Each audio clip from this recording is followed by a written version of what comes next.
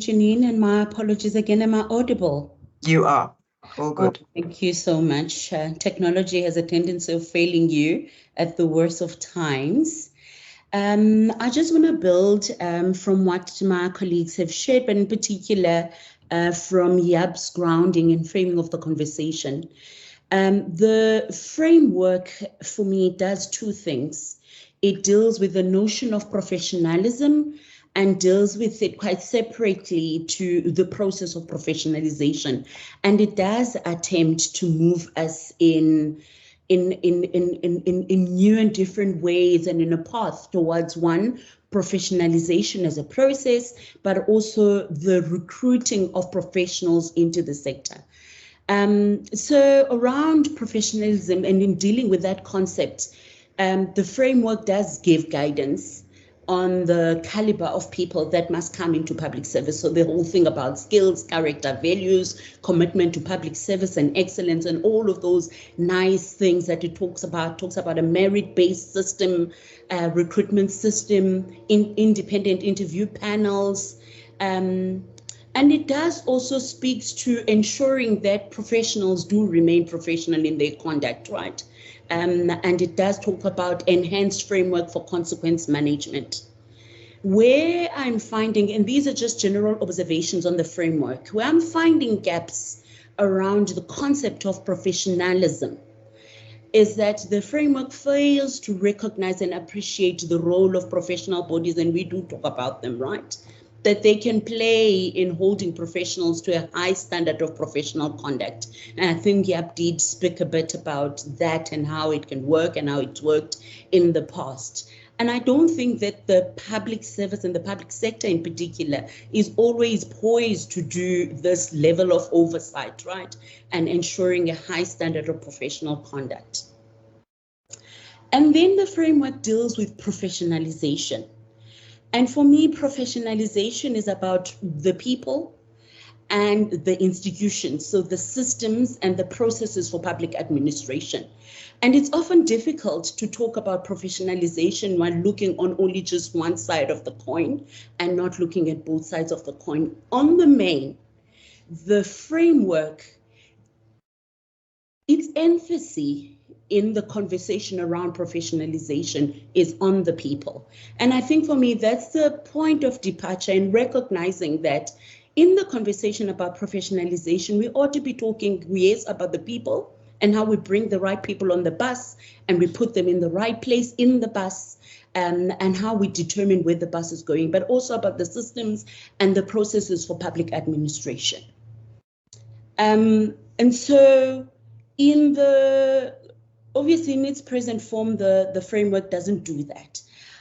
In my view, and I mean, Yap has spoken to the legislative framework that regulates recruitments in local government. The framework in its current form shifts very little in local government from a current practice point of view. And I mean, one appreciates that because the framework was not written for local government. And so it's not surprising that there's very little around local government in the framework. Oversight over the executive has always been one of the biggest challenges in municipalities, that and deployment. And in its current form, the framework locates executive authority for recruitment, not appointment, but the processes of recruitment itself. It locates that with municipal councils. It advises that municipal councils can draw members for selection panels from some database somewhere, can draw in provincial treasury. It accommodates deployment, and it proposes an increased term of appointment that moves from a 5-year term of office that's linked to political administration to a 2-term of political administration. So really nothing new, nothing that shifts the needle in any big way, nothing that deals with any of the current challenges, both from a people's point of view and from a systems point of view. And as I land, I do want to draw attention to a research that one of the researchers from Perry had done in a few years back. And this lady had looked at the processes of development of organograms in municipalities. And she had looked at different categories of municipalities across different provinces. And she concluded that many of the municipalities, so the process itself was politicized, should not have been, but was heavily politicized across many municipalities. And she had found that then these municipalities had ended up with organograms that were bloated, that were not fit for purpose. And this is just a systems issue. And so if we're looking at professionalization, it's one thing to get the right people in the bus, but there's also this thing to be said about systems engineering and systems design, organizational culture, the administrative political interface, oversight, all of those things that are institutional in nature, which must and should form a core and an integral part of conversations on professionalization. Thank you. Thank you, Nontando. Thanks for the really helpful input, particularly around that challenge of professionalism and for overcoming the tech challenge. Thank you very much. I'm going to ask if there's anybody from the floor who wants to ask a question or raise a point that hasn't been written already in the chat. The presenters and Jaap can see the questions in the chat. If there's anyone else with a new comment or question, please raise a hand now. Otherwise, I'm going to invite any of the presenters, if there's anything that they want to respond to. I see Jonathan Erasmus's the most recent question around the transparency of performance scorecards is one that anybody might want to tackle if you know the answer to that. And then there's Mbogiseni's kind of grand question about whether having a single public service might help address some of these issues at a local government level. So I'm offering the opportunity to any of the panel, and then I'm going to hand to Jaap de Visser to make some closing remarks. So you are safe, Jaap, but if there's anybody else from the panel who wants to respond briefly to any of the questions raised by Tess, Chris, Mbogiseni, or Jonathan, please feel free to leap in. Anyone? Jay, are you? Thanks, Janine. Just very briefly in response to Mbogiseni's question, it's surfaced over the years efforts to try and create a single public service, and there's been pushback and often quite heated discussions and debate around it. And I don't see it happening anytime soon, despite I think good reasons for us to move in that direction. There's not enough consensus. There are sectors and groups and pushback, and in my view, many municipalities are captured at a local level by private interests, and there would be significant pushback in an effort to retain power and control. So I think it's going to be kicked down the road further. Thank you very much, Jay. In the absence of other, Nontando, you wanted to add something in response to one of the questions. Go for it.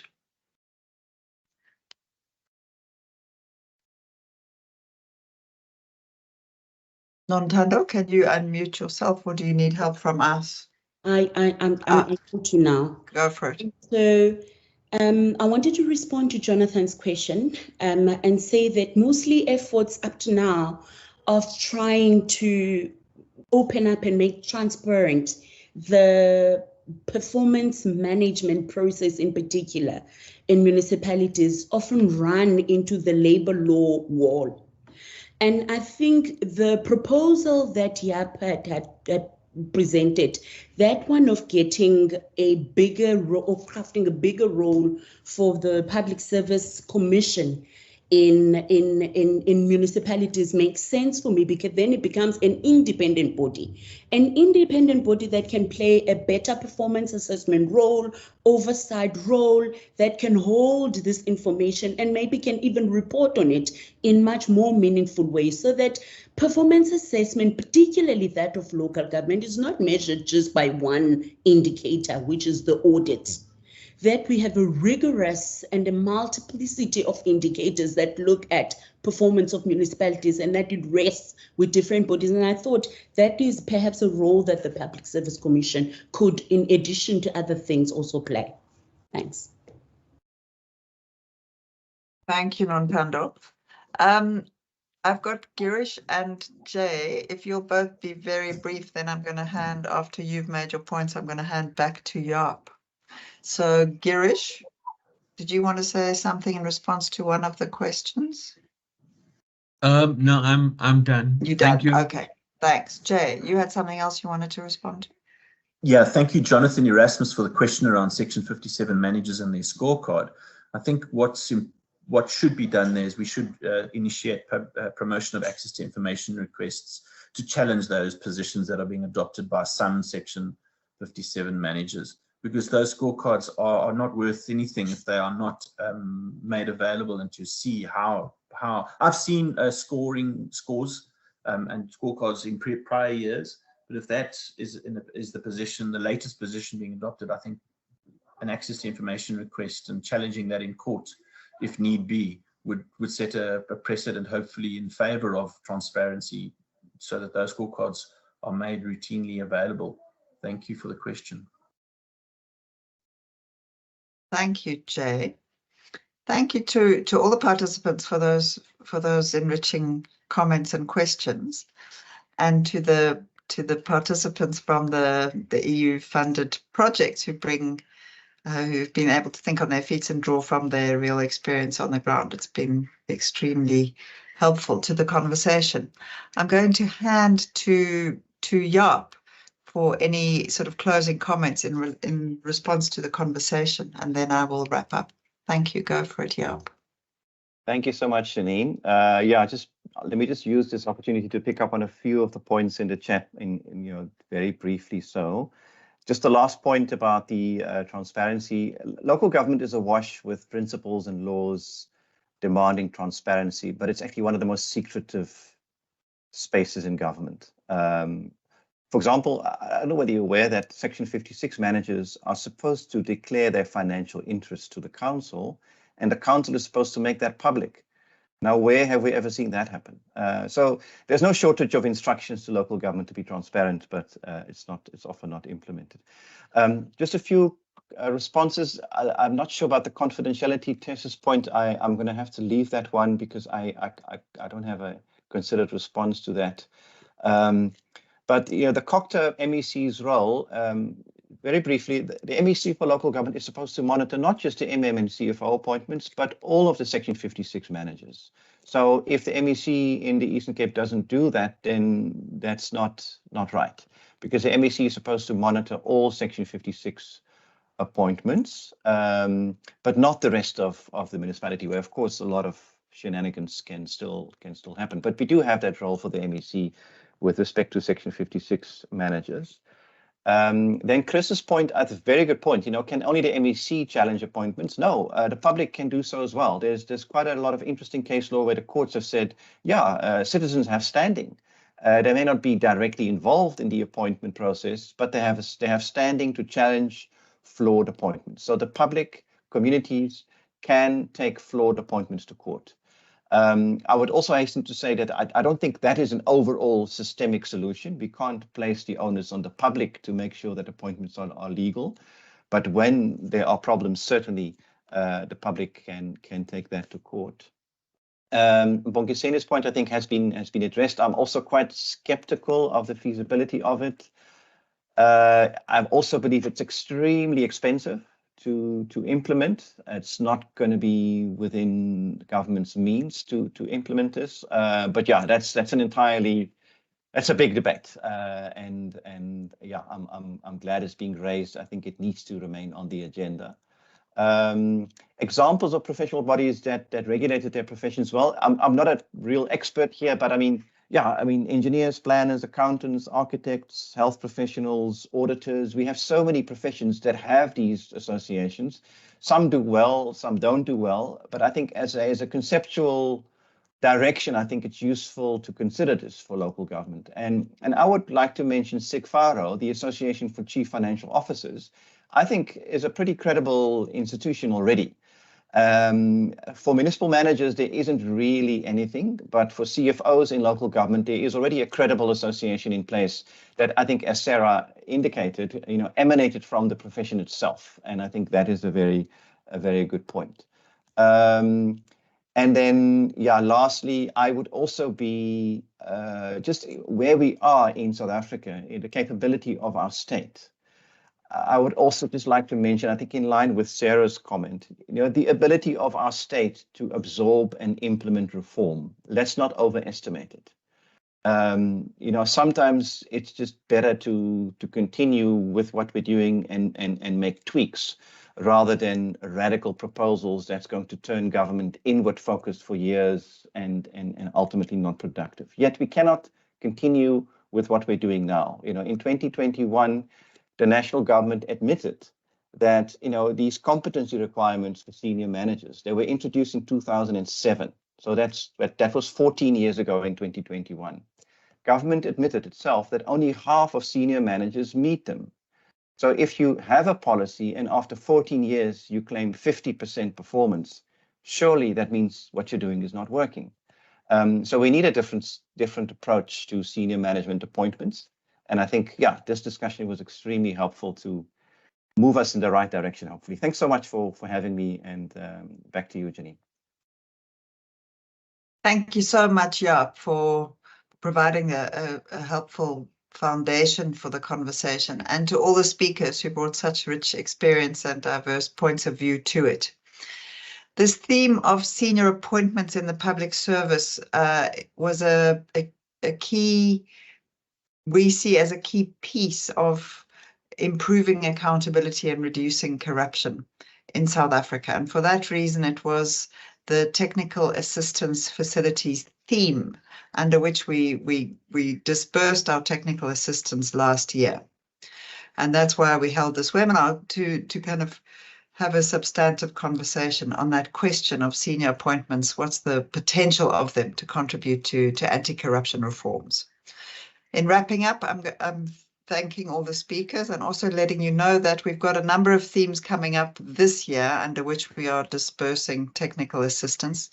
2 of them are going to go out as public calls for applications for technical assistance in the next couple of weeks. One is around gender and anti-corruption. We're looking for activities, requests for technical assistance related to gender-focused anti-corruption work. And the other one is going to be around the use of data and new technology for anti-corruption efforts in South Africa. So if I can encourage you to please watch our social media, look for Enhancing Accountability Technical Assistance Facility on Facebook and LinkedIn and on X. And then you'll see our calls at the moments at which we invite applications for that technical assistance. I thank you once again all very much for participating and wish you the happy last few days of January. Thank you so much for joining us. Cheers. Bye.